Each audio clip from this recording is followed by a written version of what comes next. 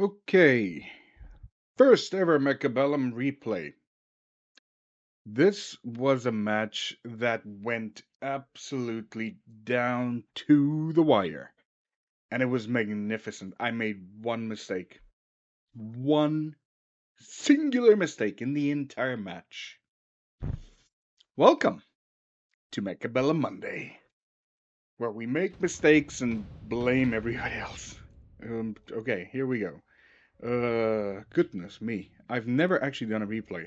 This is me, and everything started off so good. I was building the perfect army. But as you will see throughout this, it just that one mistake. That one singular mistake made all the difference. Uh oh, right. There's something else that you need to watch out for. Is this little corner over here? Keep your eye on that. That is where a lot of sports is going to take place. I mean, a lot. Now, take over and restart the current round. What? You can take over? Oh, that would be so nice. It would be absolutely amazing if I could do that. Replay this. Just that one round. Literally one round. One round changes the course of the entire game. It's unfortunate they don't actually have the correct... What is this? Aerial camera. Automatic camera. Let's look at this. Automatic camera. Let's see what it says. Or where it shows us. Doesn't really show much. It's perhaps not meant for 4v4... well, 4v4.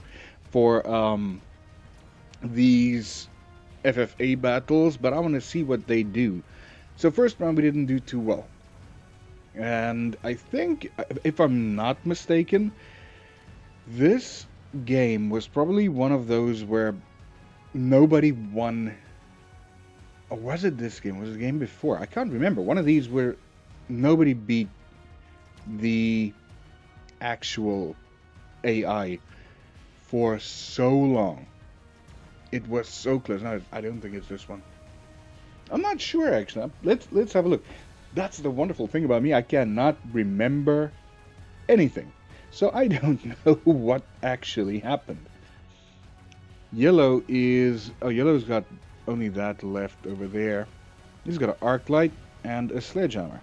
I've got a marksman and a couple of sledgehammers there. Oh, I got another sledgehammer over here. But I do think... Do we win or do we... I can't remember. I honestly cannot remember. But, oh, there's also no way to improve the speed. I'm going to speed it up like twice. There we go. There we go. We get a little bit of speed going here. And I think I was helped here a lot by the AI destroying... oh, yeah, I did win the... did I win the first round? I think I won the first round. Oh, beautiful. Now I remember. I won the first round. Oh, this game is like I'm casting a brand new game. Tie bad. And it's usually like this. Blue and red square off, and green and yellow square off. So both of us went for the wasps. And I believe throughout the whole game he kept going air. And I tried to diversify, which went well actually for me. I made it work. I made diversification work. And blue was always the slow one. It was always the one holding us back. He usually took by far the longest to get things done. And it was a bit annoying, I will admit. Oh, don't type in anything. Okay, here we go again. We are flying aerial cam. What the hell? How do I exit? No! How do I exit the aerial cam thing? I have no idea where I am right now. What the hell is going on here? Oh, there we go. I don't know. Use right mouse button to exit. Holy crap, I was so lost. Don't mind that. Don't mind that one. None of these are actually quite good because this one is not made for this one. It's not really made for this. Purple one, that one. Oh, okay. What are we doing? Is it this one? Okay, I went heavy armor. This one went strike missile, do extra damage, incendiary bomb. That was a peculiar move by Yellow. I'm not sure why exactly he went for the incendiary bombs. That doesn't make sense to me. It doesn't make sense to me. And as always, blue, blue, blue, blue is the one that's doing absolutely nothing. Why would you throw the incendiary here anyway? You see, this is just the odd thing about what Yellow did. Some really odd moves by Yellow. I want to do this more manually. This thing was a real pain in the posterior. It totally killed me off. But I wasn't concerned because I was in the lead, and I don't want to be in the lead ever. I don't like being in the lead because that always, always, always is a problem. Why did Blue go for this round? He also went for incendiary, so maybe that wasn't Yellow's incendiary. It would be nice if you could see the color of whoever is the one casting the actual ability. That would be so nice. What do we go for on this round? These two guys, okay. Giant manufacture decreases giant units like that. We both went for nano repair. What unit did I use that on? I cannot remember. Oh, I think I used it. No, I used the armor on this guy. And the reason I use armor on this is because I used photon emission. And I was planning on going for electromagnetic explosion. That didn't happen, as you will see moving forward. But overall, we did a very good job. This guy always, every time took an age, and he started off by producing overlords, absolutely manic. And this is where I started to come good. My units really started to own the skies, which was good. And blue was just every time getting ruffle stomped completely. Like properly getting ruffle stomped. Now this guy is a pain for wasps. Absolutely a pain. It just annihilates them so comprehensively. It really does, which is a problem, I guess. It is a problem. It's not I guess, it is a problem. And as you can see, Yellow is doing a beautiful number on getting, what do you call it? Getting a lot of resources, I guess, to spend on the next round, which is unfortunate for us. But then again, we did a good job of limiting their victory here. And they did pull ahead slightly, not too much worried about that. Blue was out of this game by this time. Irrelevant. Absolutely irrelevant player. And Red was like, I'm having a free here. My cross opponent isn't really doing anything. And again, a weird one here, taking the rhinos. I was kind of expecting, to be backdoored. Obviously, I can't see what they choose until after the fact, when you can actually hover above them and see, what have you chosen. You can see the abilities that they choose on the side. And I was like, oh god, I'm gonna get backdoored eventually. That's why I put these in the back.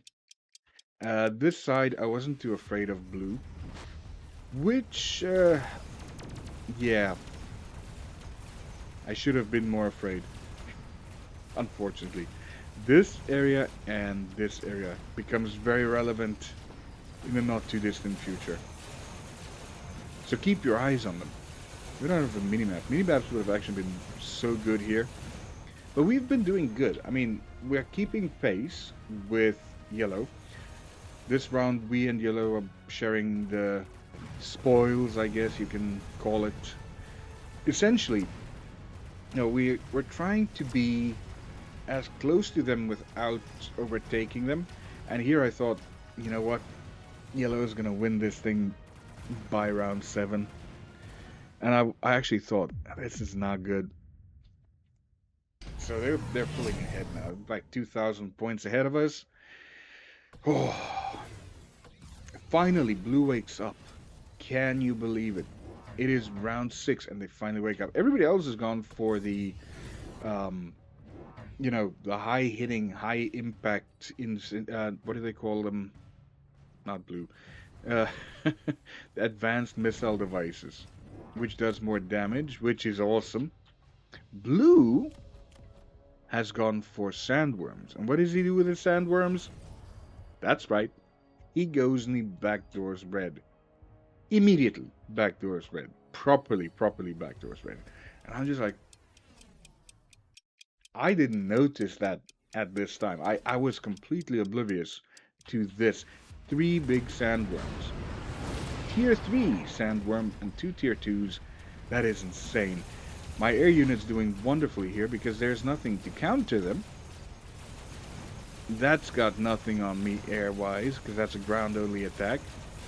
And over here, unfortunately, the Farseer does do a lot of damage, but I had the foresight of getting the anti-air specialization or the aerial specialization, and then these guys. This is when I noticed I was like, ouch, that's not nice.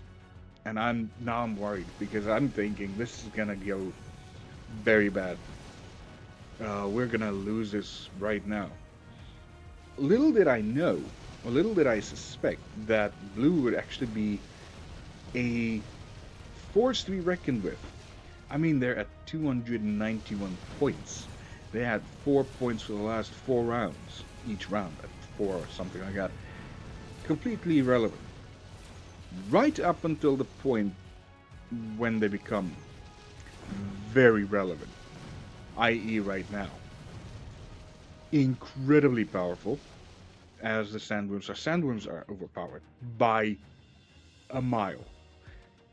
Worst unit to face if you have any sort of clumping units or anything that needs range. And all of a sudden, they're at Red's level. And I'm like, okay, this is not going to end well. But luckily, we get some Sabertooths. Or, well, a Sabertooth. We'll get more later.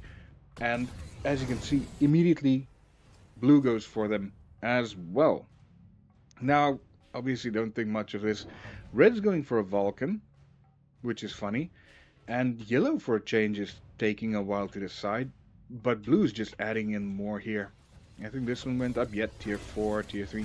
Blue's still not countering anything here. He's, Red. Red's just sitting there like, I was a one-time. Wait, we don't care about that. That's a one-time thing. We're going to move all our units right up to the front. And this is also why I put my units relatively in the middle. Because I don't want that situation where everybody is so at the front of the base that if I do go into the lead, everything just goes south. And this was brilliant. The fact that Blue killed their tower made me kill their Farseer quite quickly.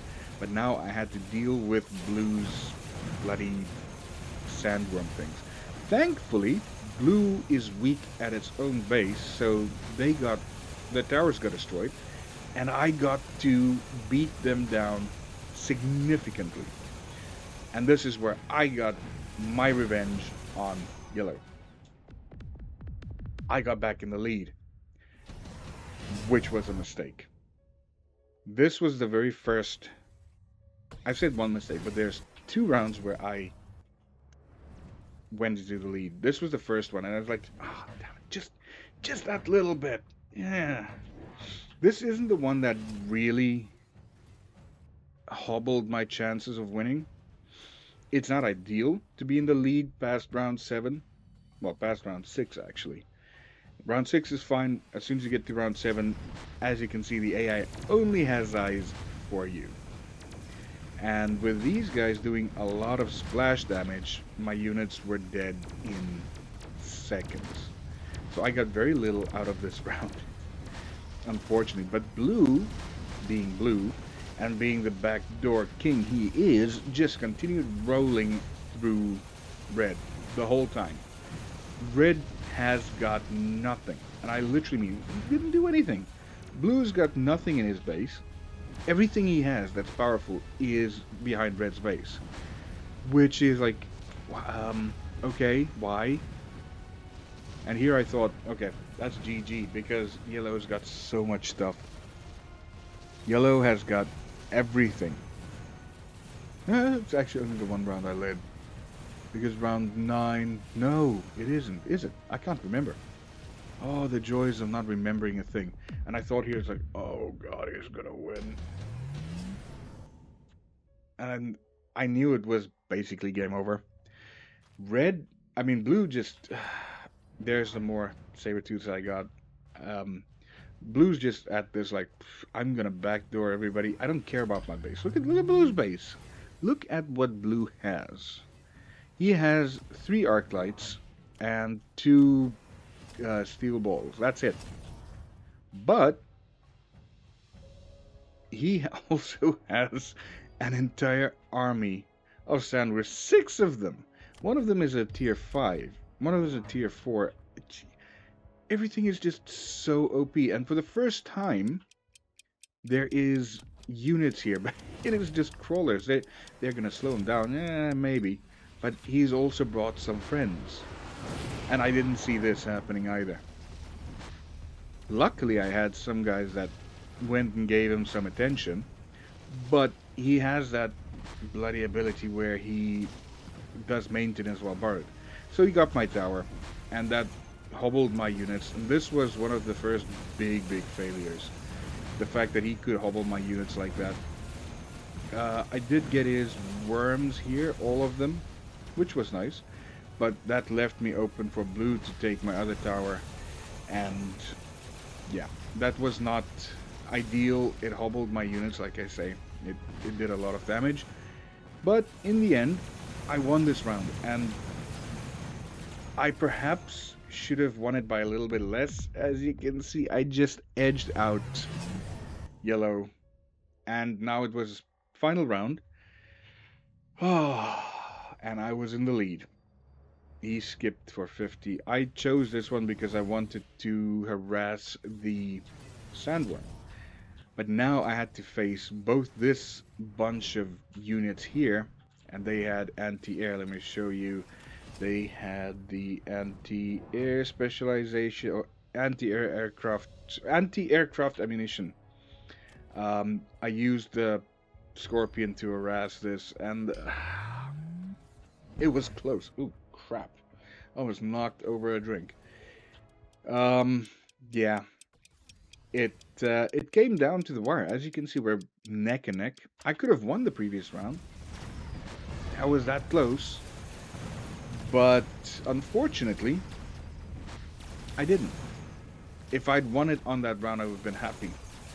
But, you know, having to face now the AI, having to face the yellow army that split into 2 there, and having to face blue's back door, which didn't admittedly do much on this specific round.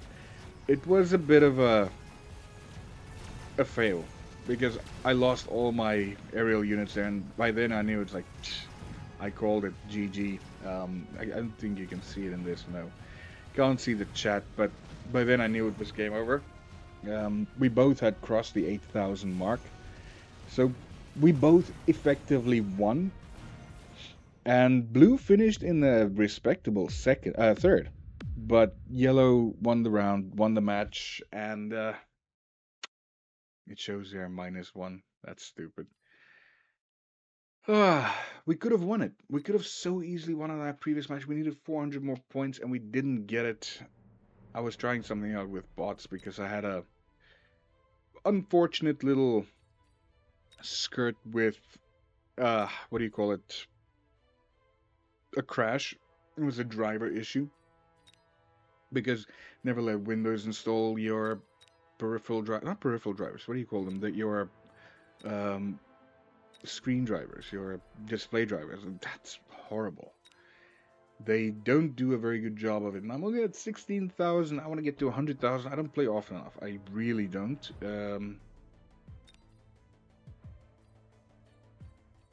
Mm, yeah, no, I just don't play often enough. But it has been a amazing match, and I probably will be casting a new one.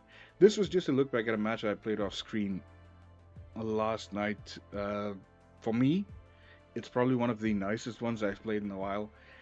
And it was so close, but no cigar.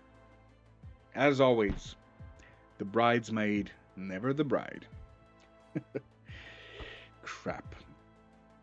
Well, thank you for watching me get silver for a second time. No, for another time. I can't say second time, always happens. So. Bridesmaid, never the bride. Always second place.